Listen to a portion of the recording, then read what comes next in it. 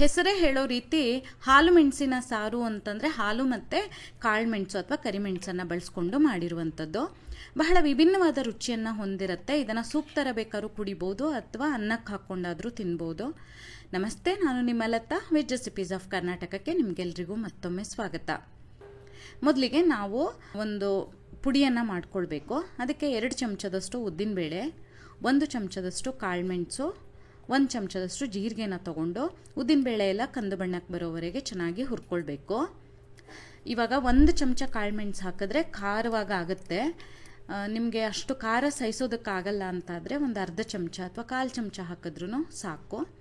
ಬೇಳೆ ಎಲ್ಲ ಕಂದು ಬಣ್ಣಕ್ಕೆ ತಿರುಗಿದ ಮೇಲೆ 1/4 ಕಪ್ಪಷ್ಟು ಒಣ ಕೊಬ್ಬರಿ ತುರಿಯನ್ನು ಹಾಕಿ 1 ಸುತ್ತು ಹೀಗೆ ಹುರಿದು ಸ್ಟವನ್ನು ಆಫ್ ಮಾಡಬೇಕು.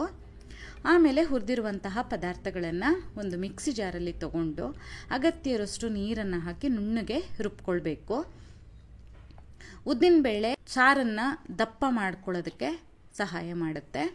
ನೋಡಿ, ರುಬ್ಬಿರುವಂತಹ ಮಿಶ್ರಣವನ್ನು ಒಂದು ಪಾತ್ರೆಗೆ ತಗೊಳ್ಬೇಕು. ತಗೊಂಡು ಇದಕ್ಕೆ ಸುಮಾರು 2 ಕಪ್ಪಷ್ಟು ನೀರನ್ನು ಸೇರಿಸಬೇಕು. ನಾನು ಆಗಲೇ ಹೇಳ್ದಂಗೆ ಇದನ್ನು ಸೂಪ್ ಥರ ಬೇಕಾದರೂ ಕುಡಿಬೋದು, ಬಿಸಿ ಅನ್ನದ ಜೊತೆ ತಿನ್ಬೋದು, ಅಥವಾ ಶೀತ ಜ್ವರ ಎಲ್ಲ ಆದವಾಗ ಚೆನ್ನಾಗಿ 1 ಚಮಚದಷ್ಟು ಕಾಳುಮೆಣಸು ಅಥವಾ ಕರಿಮೆಣಸನ್ನು ಹಾಕಿ ಸಾರು ಮಾಡಿ ತಿಂದರೆ ತುಂಬ ಸಮಾಧಾನ ಅನಿಸುತ್ತೆ. ನೋಡಿ, ಹೀಗೆ 2 ಕಪ್ ನೀರು ಹಾಕಿದ್ಮೇಲೆ ಅದು ಕುದಿಯೋದಕ್ಕೆ ಶುರುವಾದ ಕೂಡಲೇ ರುಚಿಗೆ ತಕ್ಕ ಹಾಗೆ ಉಪ್ಪನ್ನು ಹಾಕಬೇಕು. ಕುಡಿಯೋದಾದರೆ ಉಪ್ಪು ಕಡಿಮೆ ಹಾಕಿ, ಅನ್ನದ ಜೊತೆ ಆದರೆ ಸ್ವಲ್ಪ ಜಾಸ್ತಿ ಉಪ್ಪನ್ನು ಹಾಕ್ಕೊಳ್ಬೋದು. ಚೆನ್ನಾಗಿ ಕುದ್ದ ಮೇಲೆ 1 ಕಪ್ಪಷ್ಟು ಹಾಲನ್ನು ಸೇರಿಸ್ತಾ ಇದ್ದೀನಿ ನಾನು. ಅಂದರೆ 2 ಕಪ್ ನೀರು ಹಾಕಿದ್ರೆ 1 ಕಪ್ಪಷ್ಟು ಹಾಲು ಹಾಕಿದ್ರೆ ಸಾಕಾಗುತ್ತೆ. ಇವಾಗ ಇನ್ನು ಇದನ್ನು ಕುದಿಸ್ಬಾರ್ದು, ಹಾಗೆ ಒಂದು ಸ್ವಲ್ಪ ಹೊತ್ತು ಬಿಸಿ ಆಗೋದಕ್ಕೆ ಬಿಡಬೇಕು. ಸಿಮ್ಮಲ್ಲಿಟ್ಟು ಒಂದು ಸ್ವಲ್ಪ ಹೊತ್ತು ಬಿಸಿ ಆದರೆ ಸಾಕು. ಆಮೇಲೆ ಸ್ಟವನ್ನು ಆಫ್ ಮಾಡಿ ನಾನಿಲ್ಲೊಂದು ಚೂರು ಕೊತ್ತಂಬರಿ ಸೊಪ್ಪನ್ನು ಹಾಕ್ತಾ ಇದ್ದೀನಿ. ಇದು ಆಪ್ಷನಲ್ಲು, ಹಾಕಬೇಕು ಅಂತಿಲ್ಲ.